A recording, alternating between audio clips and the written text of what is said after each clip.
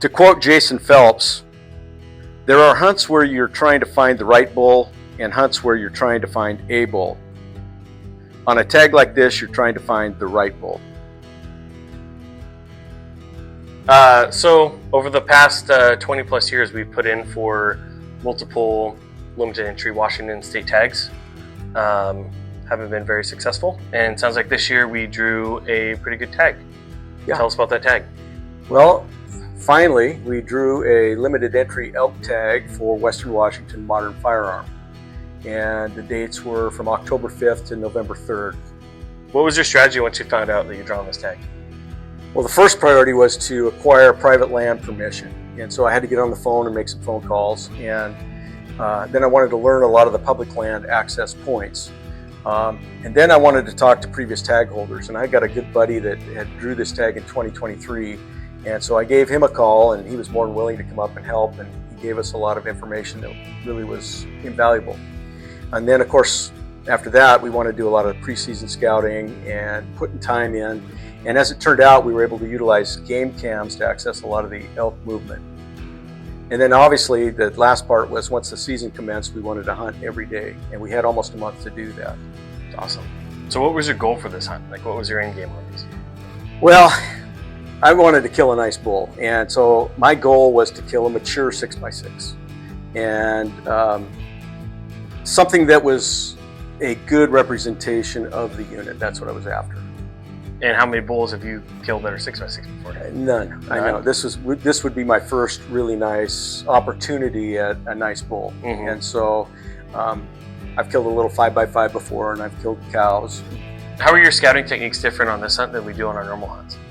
Well, on a typical hunt, we would do a lot of e-scouting, and we might try to get into the unit and maybe do a little hiking, try to get to some vantage points where we could glass, that kind of thing. On a hunt like this, it's a lot of the old school communication. You got to get in and talk to landowners. Really valuable stuff was the previous tag holders. And, because some of this was kind of between private and public land, we elected to be a little bit careful on some of our footage out of respect for some of the landowners. All right, guys, thanks for watching. As always, we really appreciate it. We're about to jump into the video here. But Dad, tell us some final thoughts before we get started on this. Well, first of all, I owe a great big thanks to you for being out there hunting every day, to my other son, Chris, who's behind the camera here, for all of the pack out on the day of the kill. He worked his butt off on that day. And then Greg, our other hunting partner, who was there on the day of the kill too. So thanks you guys, and let's take a look at the video. Yeah, enjoy the video, guys. Thank you.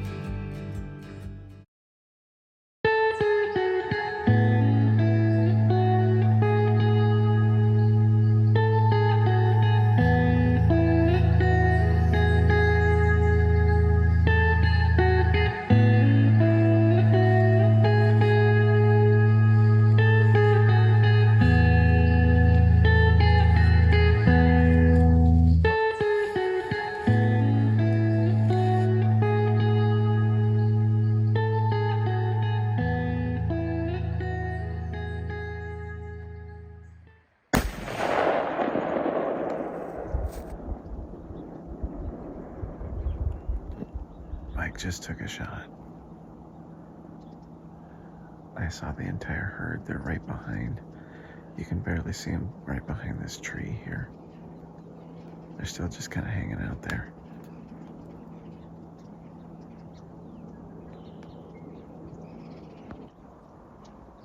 There's the herd that Mike just shot his bull out of.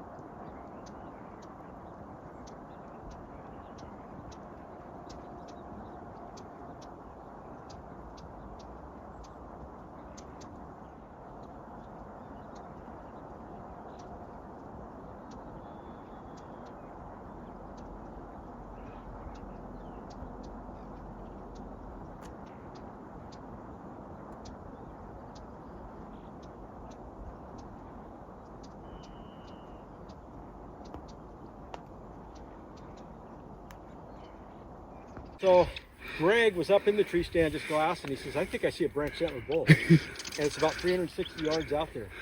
So I grabbed my stuff and I just followed across this ditch. I'm going to cross another one here in a second.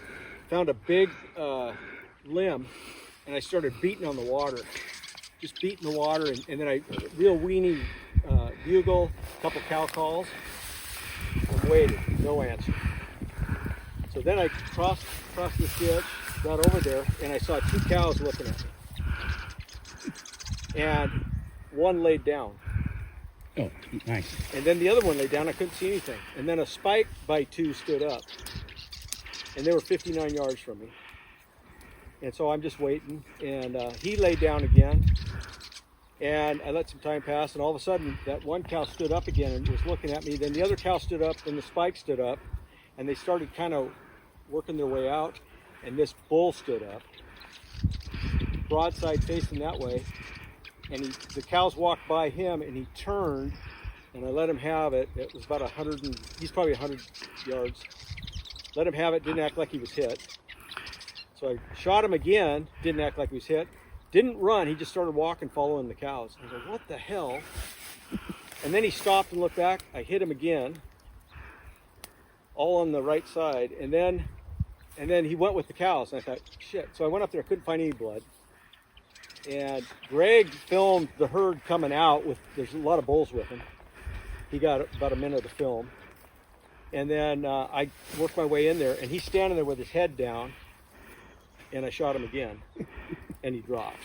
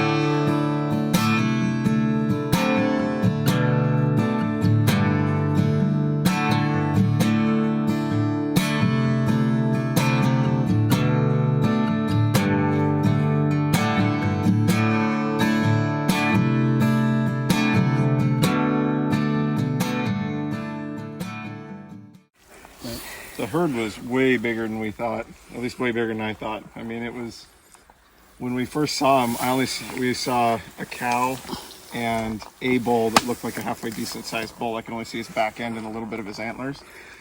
And then eventually Mike moved in here and got a shot off. And when I saw the whole herd, and surprisingly, they weren't like motoring out of here. They got over to, I don't know, probably 300-400 yards over that way. And then they just kind of stood there and slowly kind of got out of town. So I was able to get a video, a good portion of them.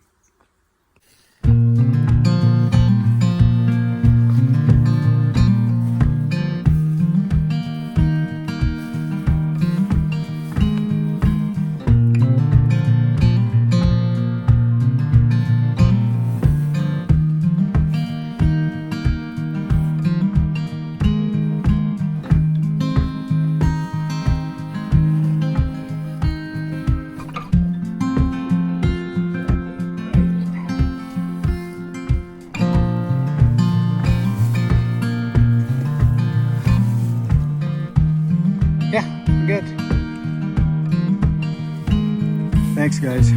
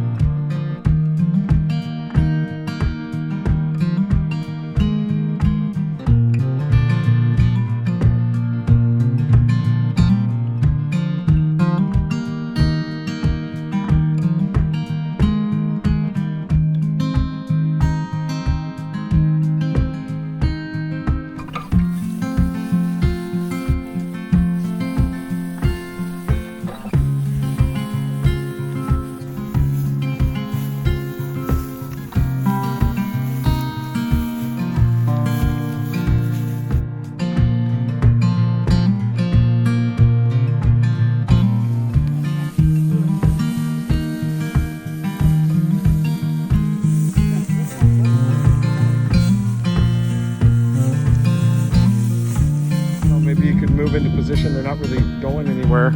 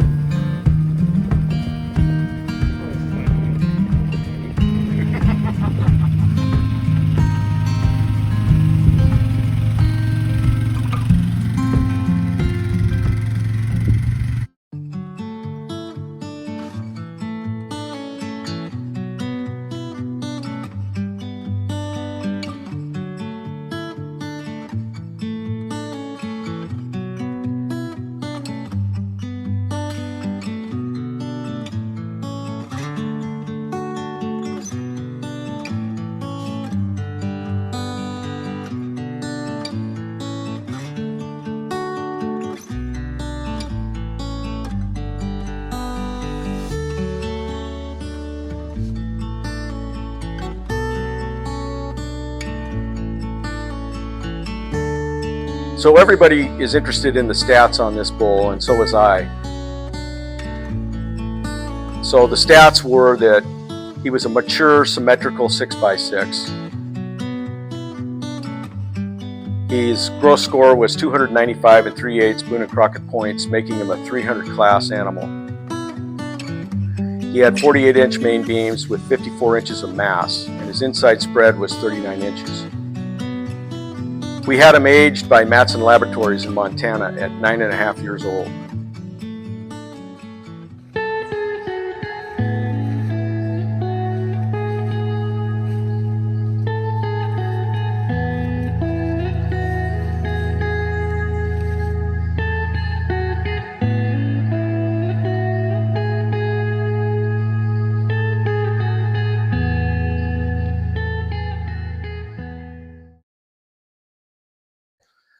Wow, that was awesome.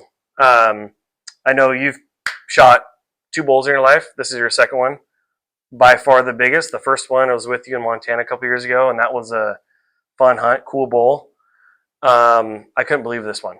Well, 2 entirely different hunts. I mean, that one was in, 0 degrees, 10,000 feet, pack out in the middle of the night. This one was, on a nice, beautiful fall morning. And, Yeah, it's an amazing bull. I hope you enjoyed this. Be sure to check out our DIY taxidermy video of this bull.